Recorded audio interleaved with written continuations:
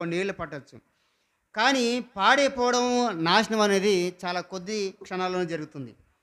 బుడగను ఊదినప్పుడు చాలా సేపు పట్టింది. కానీ పగలడానికి అతి తక్కువ సమయం పట్టింది.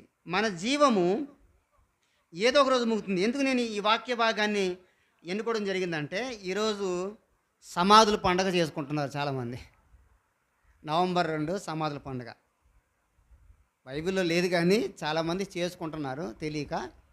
సమాధుల పండుగ. సమాధుల పండుగ ఏంటి? సమాధుల పండుగ అంటే సమాధులు ఎవరుంటారు? ఎవరు ఉండరు. ఒక్కసారి పాతిపెట్టిన తర్వాత వారు ఉండరు. శరీరం అనేది కలిసిపోతుంది. అది బైబిల్‌లో చెప్పబడింది.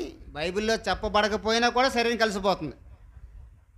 మట్టి, ఈ దేహము మట్టితో తయారు చేయబడింది కాబట్టి, ఈ శరీరము మట్టిలోకి వెళ్ళిన తర్వాత కొన్ని రోజులకి అది అది కుళ్ళిపోయి అందుట్లోంచి కొన్ని పురుగులొచ్చి మరలా ఆ శరీరాన్ని తినివేస్తుంది. కాబట్టి ఆ శరీరం కొన్నాళ్ళకు ఉండదు. ఒకవేళ ఉంటే బహుశా ఎముకలు మాత్రమే ఉంటాయి. అది కొంచెం ప్లాస్టిక్ పదార్థంతో ఉంటుంది కాబట్టి కొన్ని ఎముకలు మాత్రం ఉండగలుగుతాయి. అయితే దేవుడు చెప్పిన వాక్యం ఏంటంటే, మొన్నైనది వెనుకటి వలె మరలా మన్నైపోతుంది. ఆత్మ తాను దయచేసినటువంటి దేవుని వద్దకు వెళ్ళిపోతుందని చెప్పి ప్రసంగ గ్రంథంలో ఉంది ఆ మాట. చూడవసరం లేదు 12వ అధ్యాయంలో. కాబట్టి అది దేవుని వద్దకు వెళ్ళిపోతుంది. శరీరము ఈ భూలోకంలో కలిసిపోతుంది. కానీ ఆత్మ అయితే దేవుడు దయచేసినటువంటి దేవుని దగ్గరికి వెళ్ళిపోతుంది. ఎక్కడికి వెళ్తుంది అని అంటే, ఇక్కడ 2 భాగాలు మనం చూసుకోవాలి. ఒకటి, ఈ భూలోకంలో యేసుక్రీస్తు ప్రభువారు ఇంకా రాలేదు కాబట్టి, ఆయన యొక్క రెండవ రాకడ ఇంకా రాలేదు కాబట్టి, యేసుక్రీస్తు ప్రభువారు రాకముందు ఎవరైతే చనిపోతారో వాళ్ళు ఎక్కడికి వెళ్తారంటే విశ్రాంతిలోనికి వెళ్తారు. నిత్య విశ్రాంతిలోనికి వెళ్తారు. ఇది బాగా తెలుసుకోవాలి. ఇది క్రైస్తవ సంఘాలకు చాలామందికి తెలియదు.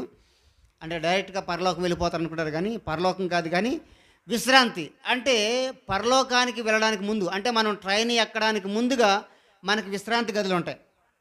మీరు రైల్వే స్టేషన్కి వెళ్తే మీకు అర్థమైంది. రైల్వే స్టేషన్కి వెళ్ళేటప్పుడు వెయిటింగ్ హాల్ ఉంటుంది. మనం కనుక నిజంగా టికెట్ తీసుకుని ఉంటే వెయిటింగ్ హాల్ చేసుకోవచ్చు. అది ఫ్రీయే ట్రైన్ వచ్చేంత వరకు. మీరు తర్వాత ఫ్లైట్కి వెళ్ళి అక్కడికి వెళ్ళినా కూడా అంతే, ఎయిర్పోర్ట్కి వెళ్ళినా కూడా అలాగే ఉంటుంది. అలాగే యేసుక్రీస్తు ప్రభువారి యొక్క రాకడ రాలేదు కాబట్టి ఇప్పుడు చనిపోయిన ప్రతి వారు కూడా ఎక్కడికి వెళ్తారు?